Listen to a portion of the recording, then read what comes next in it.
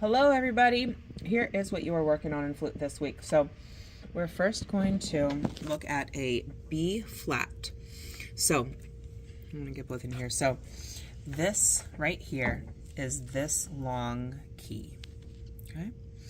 So we're going to put our thumb on this. Now we're also going to put our pointer finger and then nothing on those right here. And then in your right hand we've got that key with your pointer finger and your pinky, and your pinky right here. So this is going to be a B flat. Sounds like this. Now, from there, to go up one note, as you can see right here, what we do is we lift up that thumb. That thumb is no longer covered. So here's what it looks like on the flute. You just lift that. So your flute is going to kind of sit at the squish point here and like this, and it sounds like this. Now, a D is basically the opposite of a C. These two come up, your pointer and your pinky. You lift those up and all the rest go down. So in a C, it's your pointer and your pinky that are down, but in a D, your pointer and pinky are up and everything else is down. Sounds like this. Moving on to an E flat. So an E flat, it's a pretty easy move from a D to an E flat. You just add your pinky. Sound like this. An F, you lift up two. You're going to have those guys right there be open. So for an F, you lift up those and put your pointer finger in your left hand down. So an F sounds like this. And now for your G, you still keep thumb, pointer, middle, ring down of your left, and you lift these three up for a G, leaving your pinky down. G sounds like this.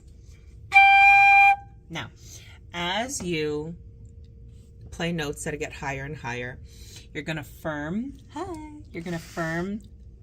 the corners of your mouth a little bit more. So you can be a little bit less firm when you're doing the lower ones. But you really, when you're making it higher, you really need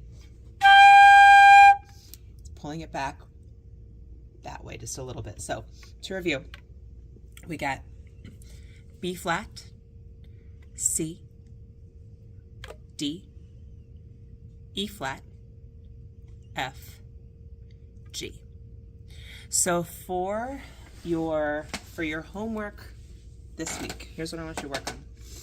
You're going to go back and forth between a lot of these notes. So you're going to go B flat to C, back and forth.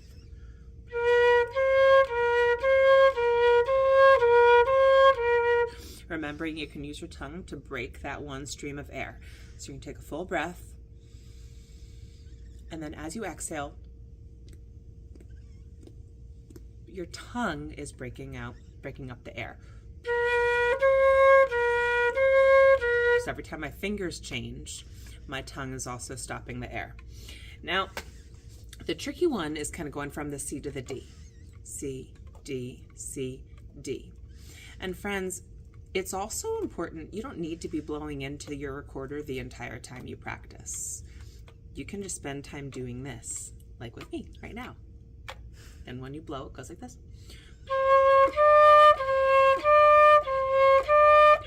Okay, so on and so forth. We do that from E flat to F. And then to G.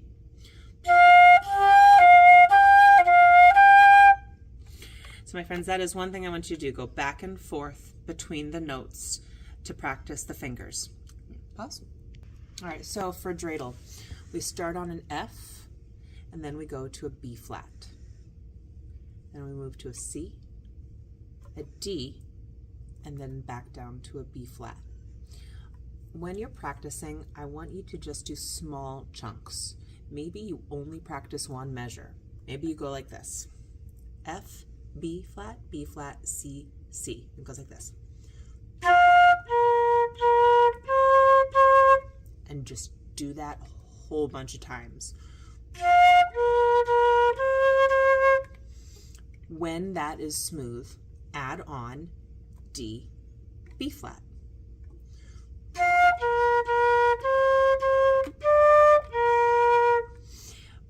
Only add on notes 1 or 2 at a time. Don't try to go play the entire thing.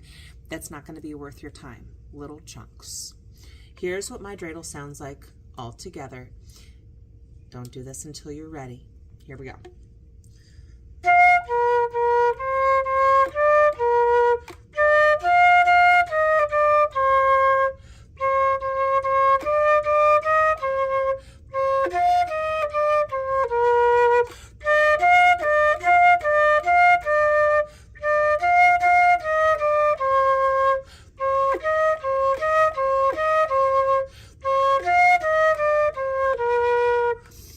Highly recommend, if you're playing that with me, make it go down to 0.25 on YouTube. Make it go really, really, really, really slow, and only play the whole thing really, really slowly once you've done little by little by little by little.